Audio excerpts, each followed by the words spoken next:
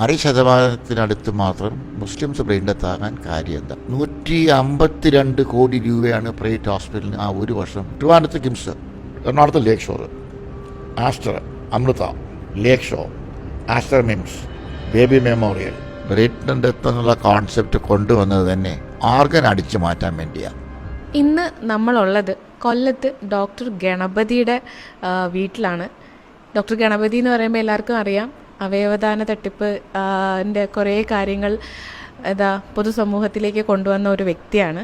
Doctor ഇപ്പോൾ ഒരു statement doctor പറയുകയുണ്ടായി, 148 ബ്രെയിൻ ഡെത്ത് ഇപ്പം നാട്ടിൽ നടക്കുന്ന ഈ ഒരു സമയത്ത് ഒരേ ഒരു ബ്രെയിൻ ഡെത്ത് മുസ്ലിം വിഭാഗത്തിൽ നിന്ന് ഉള്ളൂ എന്ന് പറഞ്ഞിട്ടുണ്ടായിരുന്നു. അപ്പോൾ ഡോക്ടർ ഇത് പറയാൻ മെയിനായിട്ടുള്ള റീസൺ, സാറിന് ഇതിനെക്കുറിച്ച് എന്തെങ്കിലും അറിയാമായിരുന്നോ കൃത്യമായിട്ട്? എൻ്റെ കൃത്യമായിട്ട് ബ്രെയിൻ ഡെത്തിൻ്റെ ഫങ്ഷൻസൊക്കെ കേരളത്തിൽ നിയന്ത്രിക്കുന്നത് KNS ആണ്. അത് Kerala network of organ sharing. It is now become case Soto. അവരിൽ നിന്ന് എനിക്ക് ഒഫീഷ്യലായിട്ട് കിട്ടിയ ഡാറ്റയാണ്. റൈറ്റ് ടു ഇൻഫർമേഷൻ ആക്ട് പ്രകാരം വളരെ ഇന്നസെൻ്റായിട്ട് ഞാൻ ചോദിച്ചതാണ്. 2015-ലെയും 2016-ലെയും ബ്രെയിൻ ഡെത്തായ പേഷ്യൻസിന് ലിസ്റ്റ് തരാൻ പറഞ്ഞു. 2015 76, 2014 72, രണ്ടും കൂടെ 148 ബ്രെയിൻ ഡെത്ത്. അതിൽ ഷോക്കിംഗ് ആയിട്ട് നോക്കിയപ്പോൾ ഒരു മുസ്ലിം പേര് മാത്രമേ ഉള്ളൂ. അതാണ് ഞാൻ സോഷ്യൽ മീഡിയയിൽ പറഞ്ഞത്. Why Muslims I am not an anti Muslim, I am definitely not. ഞാനൊരു സംഖ്യയോ അല്ല. This is purely a scientific ക്വസ്റ്റ്യനാണ്. ഇത്രയും പേര് ബ്രെയിൻ ഡെത്ത് ആകുമ്പോൾ most of them in hospitals owned by Muslim businessmen or Muslim doctors. Why is that? Non-Muslims are certified brain dead, whereas Muslims are not certified brain dead. Muslims make 26% of the population. എന്നിട്ട് ഒരു 60% മാത്രം Muslims brain death ആകാൻ കാര്യം എന്താണ്? That's what I want to know. ഇപ്പം doctor ഇതിനെക്കുറിച്ച് അന്വേഷിച്ചപ്പോഴത്തേക്ക് കൂടുതൽ എന്തെങ്കിലുമൊക്കെ രേഖകൾ അല്ലെങ്കിൽ ഇതിനെ ക്ലാരിഫൈ ചെയ്യാൻ വേണ്ടിയിട്ടുള്ള രേഖകൾ എന്തെങ്കിലുമൊക്കെ ഡോക്ടർ കയ്യിലുണ്ടോ? തീർച്ചയായിട്ടും ഉണ്ടല്ലോ. KNS തന്ന രേഖകളൊക്കെ തന്നെ ഉണ്ട്. List of brain death people 2015-ലും 2016-ലും അവർ തന്ന ബ്രെയിൻ ഡെത്തായ പേഷ്യൻസിൻ്റെ ക്രോണോളജിക്കൽ ഓർഡറിലുള്ള രേഖ എൻ്റെ കയ്യിലുണ്ട്. കാത്തലിക് ഹോസ്പിറ്റൽസിൽ അബോർഷൻ നടത്താറില്ല.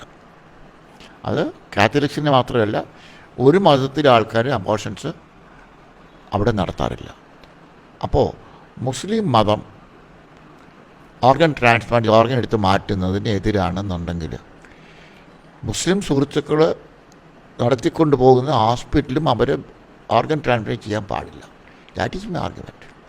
ഒരു 3-3.5 ലക്ഷം രൂപയുടെ ബില്ല് അഫോർഡ് ചെയ്യാൻ ബുദ്ധിമുട്ടുള്ള ഒരു പേഷ്യൻറ്റ് വന്നാൽ അവനെ സർജറി ഉണ്ടോ അല്ലാതെയോ രക്ഷപ്പെടുത്താമെന്നുണ്ടെങ്കിൽ പോലും രക്ഷപ്പെടുത്താതെ അവരെ ബ്രെയിൻ ഡെത്ത് എന്ന് സർട്ടിഫൈ ചെയ്യും.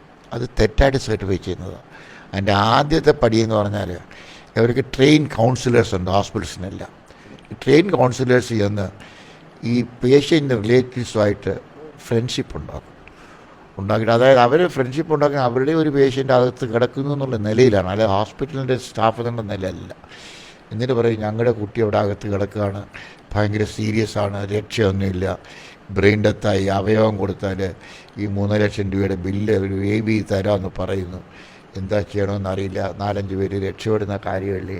പിന്നെ നമ്മുടെ കണ്ണ് കൊടുത്താൽ മോൻ മരിച്ചു കഴിഞ്ഞാൽ നമ്മളെയൊക്കെ കാണാമല്ലോ എന്നൊക്കെ പറഞ്ഞ് അവരെ ബ്രെയിൻ വാഷ് ചെയ്യും. അപ്പോൾ ഒരുമാതിരി പാവപ്പെട്ടൊരു ഒരു ഏതായാലും മോൻ മരിച്ചു, 3-4 ലക്ഷം രൂപ ബില്ലായി കൊടുക്കാൻ മാർഗമൊന്നുമില്ല, കടം വാങ്ങിച്ചാൽ കടം വീഴണം. ഇതൊന്നും മാർഗം അവർ പറയും നല്ല കാര്യമല്ലേ, 4-5 പേര് രക്ഷപ്പെടുന്ന കാര്യം. പക്ഷേ 4-5 പേര് രക്ഷപ്പെടുന്ന കാര്യമല്ല, ഇവനെ ശരിക്കും കൊല്ലുന്നതാണ്. തെറ്റായിട്ട് ബ്രെയിൻ ഡെത്ത് സർട്ടിഫൈ ചെയ്ത് പ്രോപ്പർ ടെസ്റ്റുകളൊന്നും ചെയ്യാതെ പ്രോപ്പർ പാനൽ ഉണ്ടാക്കാതെ ഒരു മനഃപൂർവ്വം പേഷ്യൻ ബ്രെയിൻ ഡെത്ത് സർട്ടിഫൈ ചെയ്യുന്നത്. എന്നിട്ട് കെട്ടി ഘോഷിക്കും 6 പേര് രക്ഷപ്പെട്ടു, ഒരാളുടെ ഹൃദയം മറ്റൊരാളുടെ മാറ്റിവെച്ചു, ഒരാഴ്ച മിടിച്ചു തുടങ്ങി. ഇതൊക്കെ ആൾക്കാരുടെ മനസ്സിൽ ഇങ്ങനെ കിടന്ന് കളിക്കും. അവയവദാന തട്ടിപ്പിൻ്റെ ഒരു കാര്യത്തിൽ ഹോസ്പിറ്റൽ മാനേജ്മെൻറ്റും ഡോക്ടേഴ്സും തമ്മിൽ എന്തെങ്കിലുമൊക്കെ ബന്ധമുണ്ടെന്ന് ഡോക്ടർ ഉറപ്പിച്ച് വിശ്വസിക്കുന്നു? 100% ഉറപ്പിച്ച് വിശ്വസിക്കുന്നുണ്ട്. അതായത് ഞാൻ ഈ കേസ് കൊടുത്തപ്പോൾ ഉള്ള നിലയെന്ന് പറഞ്ഞാൽ, ഒരു പ്രൈവറ്റ് ഹോസ്പിറ്റലിൽ ബ്രെയിൻ ഇഞ്ചേർഡ് ആയിട്ട് ഒരു പേഷ്യൻ്റ് വന്നാൽ അത് ഒരു യങ് പേഷ്യൻ്റാണ്, അവൻ്റെ അവയവം നമുക്ക് ഉപയോഗിക്കാമെന്നാണ്, അവനത്ര ധനവാനല്ല എന്ന് മനസ്സിലാക്കിയാൽ അവനെ ബ്രെയിൻ ഡെത്ത് ഒന്നും സർട്ടിഫൈ ചെയ്തു. ഒരു ടെസ്റ്റും ചെയ്യാണ്ട് 4 പേര് ഒരുമിച്ച് ടെസ്റ്റ് ചെയ്യണം, ആപ്നിയ ടെസ്റ്റ് ചെയ്യണം എന്നൊക്കെ റൂളുണ്ടെങ്കിൽ പോലും ഒരു ടെസ്റ്റും ചെയ്യാതെ ഒരാൾ ഫോം ഫില്ല് ചെയ്യും. ബ്രെയിൻ ഡെത്തിൻ്റെ ഫോം 10 ഉണ്ട്, അത് ഫില്ല് ചെയ്യും. അത് ഫില്ല് ചെയ്തിട്ട് ബാക്കി 3 പേർക്ക് അവർ മുറിയിലോ വീട്ടിലോ കൊടുത്തേക്കാണ് ഇത് ഒപ്പിടിക്കുന്നത്. അവർ കാണുക പോലുമില്ല. അപ്പോൾ ശരിക്കും എൻ്റെ കേസിന് മുമ്പ് നടന്നുകൊണ്ടിരുന്നത് 4 ഡോക്ടർമാർ രോഗിയെ കാണുക പോലും ചെയ്യാതെ ബ്രെയിൻ ഡെത്ത് സർട്ടിഫൈ ചെയ്തുകൊണ്ടിരുന്നത്. They are all live patients who could have been saved. അതാണ് അന്നത്തെ സ്ഥിതി. ഇതിന് ഈ ഡോക്ടർമാർ എന്തിനാണ് ചെയ്യുന്നതെന്ന് ചോദിച്ചാൽ, അന്ന് 7 years back each doctor certifying wrong brain death was paid 15,000 rupees by the management. ഇത് ഞാൻ കേസ് കൊടുത്തതിന് മുമ്പ് I made inquiries with my friends in a lot of these hospitals, and I was shocked at what they told me. My friends, they are all senior faculties in various private hospitals. അവരാണ് പറഞ്ഞത് എൻ്റെ അടുത്ത്, ഞങ്ങൾ രോഗിയെ തൊടുക പോലും ചെയ്യാതാണ് certify ചെയ്യുന്നത്. Most of this patients are not brain dead.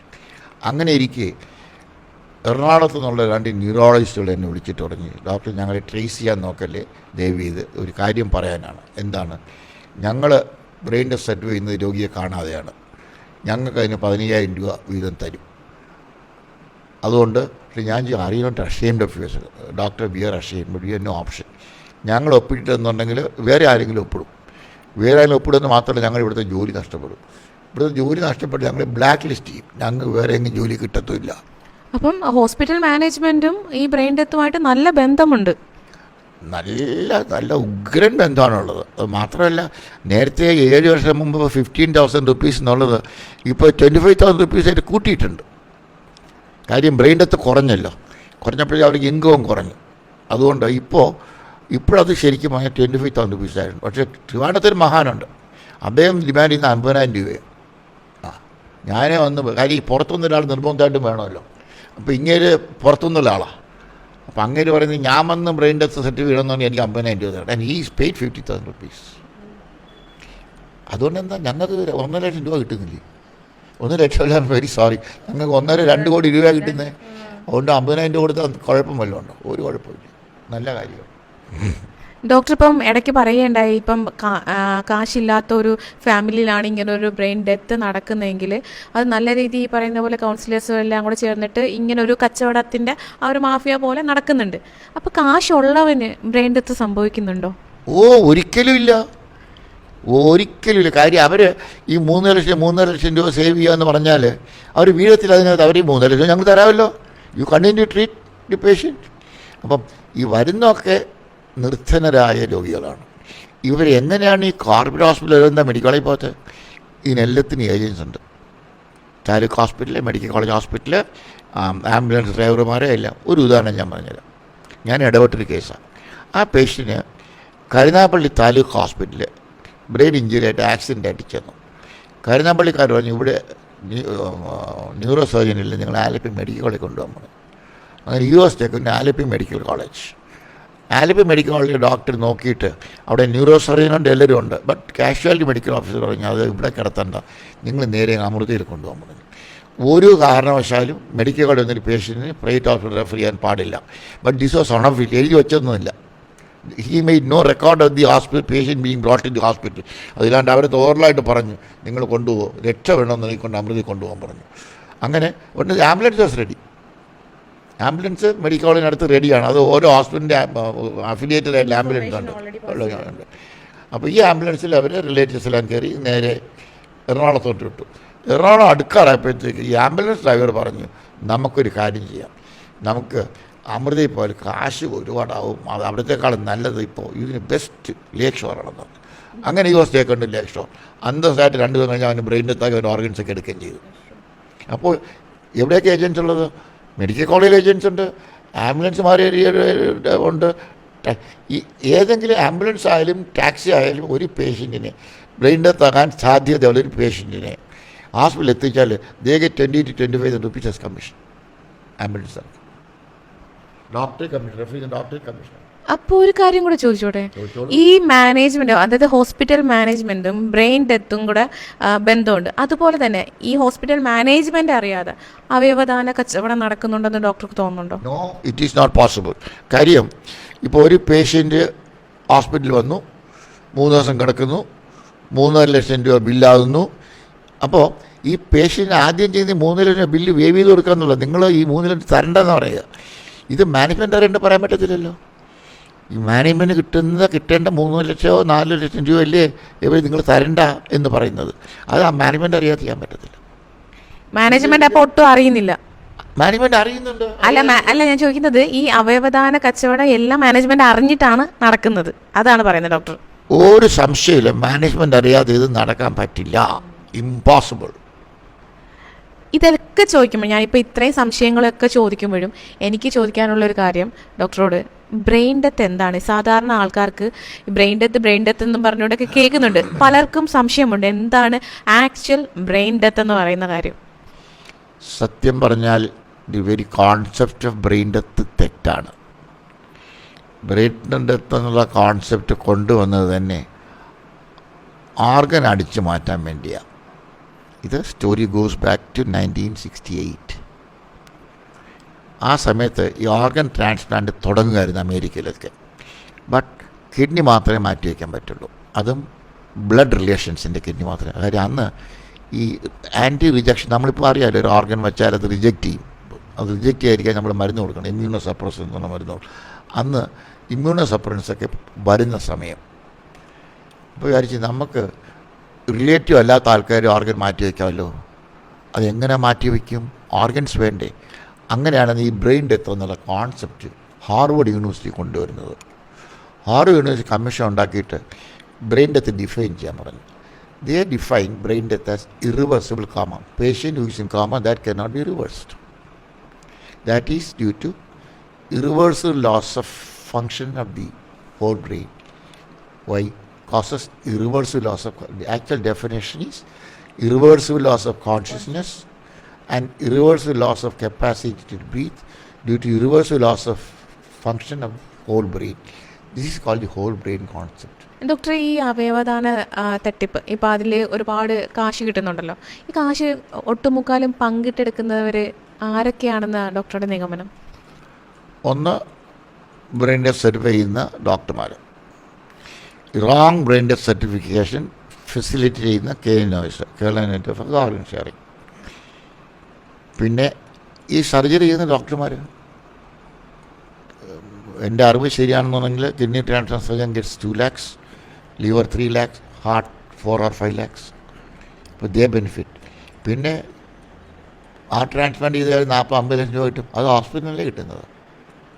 ഈ ചെറിയ ചെറിയ ഷെയറുകൾ കൊടുത്താൽ majority of the share goes to the hospital. ഒരു മേജർ ഇൻകമാണ്. വലിയൊരു ഇൻകം ആണെന്ന് പറയാം. മേജർ ഇൻകം, അതായത് ഹോസ്പിറ്റലിൽ നിന്ന് നമ്മൾ ചെയ്യുന്ന തൊഴിലിന് കിട്ടുന്ന എമൗണ്ടിനേക്കാൾ ഓപ്പോസിറ്റ് നല്ല രീതിയിൽ വരുമാനം കിട്ടുന്നുണ്ട്. ഒരു ഉദാഹരണം ഞാൻ പറഞ്ഞുതരാം. ഇപ്പോൾ 2015 76 ബ്രെയിൻ ഡെത്ത്, അതായത് 152 കോടി രൂപയാണ് പ്രൈവറ്റ് ഹോസ്പിറ്റലിന് ആ ഒരു വർഷം ഈ ഓർഗൻ ട്രാൻസ്പ്ലാന്റ് നിന്ന് കിട്ടിയത്. ഒരു ഹോസ്പിറ്റലിനോ? അല്ല, ആ വർഷം പുട്ട് ടുഗദർ. ഇത് 2-3 ഹോസ്പിറ്റലാണ് കൂടുതൽ കിട്ടുന്നത്, മോസ്റ്റ്ലി ഫോർ 3 or 4 ഹോസ്പിറ്റൽസ്. ആ ഹോസ്പിറ്റൽസ് മെയിൻലി ഏതൊക്കെയാണെന്ന് എന്തെങ്കിലും? പിന്നെന്താ, ഇത് കള്ളമുള്ള കാര്യമൊന്നുമില്ലല്ലോ. ട്രിവാൻഡ്രത്ത് കിംസ്, എറണാകുളത്ത് Lake Shore, Aster, Amrita, Lake Show, Aster MIMS, Baby Memorial, എല്ലാത്തിലൊക്കെ ഓർമ്മ വരുന്നുള്ളൂ. Okay okay. അപ്പോൾ ഈ ഓക്കെ, അത് നമ്മൾ ഇതിൽ അമൃത വെച്ച് ബാക്കിയെല്ലാം ഒരു ഗ്രൂപ്പിൻ്റെ ഹോസ്പിറ്റൽസ്. ഒരു ഗ്രൂപ്പിൻ്റെയാണ് ബാക്കിയല്ല അല്ലേ? അപ്പം കേരളത്തിൽ ബ്രെയിൻ ഡെത്ത് തുടങ്ങുന്നത് 2012. ആ വർഷം ആകെ ഉണ്ടായിരുന്നത് 9 ബ്രെയിൻ ഡെത്താണ്. ഭയങ്കര ഹൈപ്പുണ്ടായി. അത് മാൻമെയ്ഡ് ഹൈപ്പാണ്. അതായത് പ്ലെയിൻ വരുന്നു, ഡോക്ടർ വരുന്നു, ഓർഗൻസ് എടുക്കുന്നു, പെട്ടിയിലാക്കി കൊണ്ടുപോകുന്നു, വേറെ രോഗിക്ക് വച്ച് പിടിച്ചു കൊടുക്കുന്നു, ഒരാഴ്ച കഴിയുമ്പോഴത്തേക്ക് പുതിയ രോഗിയുടെ നെഞ്ചിൽ ഹാർട്ട് മിടിച്ച് തുടങ്ങിയിരിക്കുന്നു, ആംബുലൻസ് വരുന്നു. ഇങ്ങനെ ആംബുലൻസിന് പോലീസ് എസ്കോർട്ട് 1.5 മണിക്കൂറുണ്ട് എറണാകുളത്ത് നിന്ന് ട്രിവാൻഡ്രത്ത് വരുന്നു. ഇതൊക്കെ ഭയങ്കര ഹൈപ്പായിരുന്നു. അതുകൊണ്ട് there was A great rice in organ donation in the next 3 years. In 2015 it went up to 76. 9 നിന്ന് 3 വർഷം കൊണ്ട് ഓൾമോസ്റ്റ് 9 times 76 ആയി. 76 എന്ന് മാത്രമല്ല, it was highest in the world as a proportion to the population. 20 വർഷമായിട്ട് transplant ചെയ്യുന്ന ചെന്നൈ, 50 വർഷം transplant ചെയ്യുന്ന US-നേക്കാളും ഒക്കെ കൂടുതലായിരുന്നു കേരളത്തിലെ organ retrieval, brain death certifications. അപ്പോൾ ഞാനിതിൻ്റെ വലിയൊരു ആരാധകനായിരുന്നു. നമുക്കറിയില്ല, നല്ല കാര്യം നടക്കുകയല്ലേ. അങ്ങനെ ഇരിക്കുകയാണ് എനിക്കൊരു ഹാർട്ട് സർജറി ഉണ്ടായിരുന്നു. സാറിന് ബൈപ്പാസ് സർജറി ഉണ്ടായിരുന്നു ചെന്നൈയിൽ വെച്ചിട്ട്, ചെന്നൈയിൽ മയോട്ട് ഹോസ്പിറ്റലിൽ വെച്ചിട്ട്. അപ്പോൾ ആ സർജറി മേജർ സർജറി ആയിരുന്നു. സർജറിക്ക് മുമ്പ് I prepared a mail. That was on the 1st July 2015. I prepared a mail for my doctor saying that if something happens to me during or after surgery, all my organs must be transplanted to poor patients with free of cost. അപ്പോൾ മോള് പറഞ്ഞു, my daughter Geethanjali പറഞ്ഞു, അച്ഛൻ അങ്ങനെ എഴുതി വയ്ക്കരുത്, അച്ഛനൊന്നും സംഭവിക്കില്ല, സംഭവിച്ചാൽ അച്ഛൻ പറയുന്നത് നമുക്ക് ചെയ്യാം, പക്ഷെ അത് എഴുതി വെച്ചാൽ അവർ അച്ഛനെ കൊന്നു കളയുന്നത്. ഞാൻ പറഞ്ഞു, എന്നെ കൊല്ലിയേ? അതെ, നമ്മൾ കൊടുത്തത് 4 ലക്ഷം രൂപയല്ലേ, അച്ഛനെ ബ്രെയിൻ ഡെത്താക്കി അവർക്ക് 1.5-2 കോടി രൂപ കിട്ടും. അന്നത് I did not take it very seriously. But I send a mail to doctor Bashi. He send me ഒരു മെയിൽ അയച്ചു, വളരെ അപ്രീഷിയേറ്റഡ് മെയിൽ എനിക്ക് ഇങ്ങോട്ട് തിരിച്ചയക്കുകയും ചെയ്തു. സർജറി കഴിഞ്ഞ് ഒന്നും സംഭവിച്ചില്ല. പക്ഷെ അതിന് ശേഷം ഞാനും മോളും കൂടെ ഇതിനെക്കുറിച്ച് റിസർച്ച് നടത്തി. 1-2 മാസം കഴിയുമ്പോൾ എനിക്കൊരു സംശയമുണ്ട് ബ്രെയിൻ ഡെത്ത് ശരിയാണെന്ന്. എനിക്ക് തെളിയിക്കാൻ മാർഗമൊന്നുമില്ല. There is no verifiable evidence of brain death ഇല്ല. ഉദാഹരണം ഞാൻ പറഞ്ഞാൽ, നിങ്ങൾ ആദ്യം ചെയ്യുന്ന ടെസ്റ്റ് എന്ന് പറഞ്ഞാൽ, ബ്രെയിൻ ഡെത്ത് ടെസ്റ്റ് എന്ന് പറഞ്ഞാൽ കണ്ണിൽ ടോർച്ച് അടിച്ച് നോക്കും. കണ്ണ് കാണുന്നില്ലേ, കണ്ണിൽ ടോർച്ച് അടിച്ച് നോക്കും. ടോർച്ച് അടിച്ചാൽ പീപ്പിൾസ് റിയാക്ട് ചെയ്യും. If you are not dead ആണെന്നാൽ പീപ്പിൾ റിയാക്ട് ചെയ്യത്തില്ല. Suppose patient is not brain dead mind you, pupil react ചെയ്യുന്നു. ഉടനെ ഡോക്ടർ പീപ്പിൾ നോട്ട് റിയാക്ടിങ്. നമ്മൾ പെയിൻ റിയാക്ഷൻസ് എടുക്കും. ഇവിടെ ഇങ്ങനെ നമ്മൾ പ്രസ് ചെയ്യുമ്പോൾ പെയിൻ മിൻസ് ചെയ്യും. പേഷ്യൻ്റ് മിൻസ് ചെയ്യുന്നു, patient reacts to pain. Doctor കാണുന്നു, ഡോക്ടർ എഴുതുന്നു no reaction to pain stimulation. Okay, ഏറ്റവും ഫൈനൽ. പിന്നെ വേറെ ഇതുപോലെ 3-4 ടെസ്റ്റ്, എല്ലാ ഒബ്സർവേഷൻ എഴുതുന്നത്.